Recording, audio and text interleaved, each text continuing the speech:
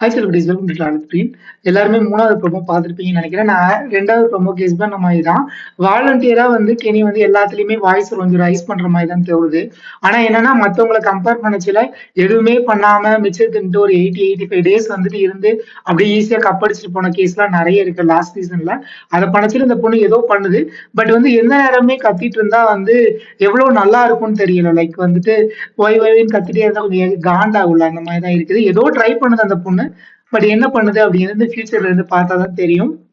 Moreover வந்து watermelon star இப்போதைக்கு வந்துட்டு தலைவர் வந்துட்டு எனக்கு வாட்டர்மெலன் ஸ்டாரே பிடிக்காது. திவாகர் அவர் வந்து என்ன ட்ரை பண்ண வராருன்னே தெரியல. சிலருக்கு வந்து சொன்னா கூட புரியும். பட் இவருக்கு புரியுதா புரியலையா இல்ல இவரா ஒரு எப்படி சொல்றது ஹாலோஸ்டேஷன் மைண்ட் சொல்லுவாங்களா அந்த மாதிரி இருக்காரா அப்படின்னு தெரியல. பார்க்கலாம். பட் கண்டிப்பா இவர் ஒரு இந்த வாரம் போற ஆள் கிடையாது. வேற ஏதாவது டம்மி பீஸ் வச்சிருப்பாங்க. லைக் யாரையாவது வெளியே அனுப்பலாம்னு ஒரு ஆளை எடுத்து வச்சிருப்பாங்களா? அது யாருன்னு நீங்க சொல்லுங்க பாப்போம்.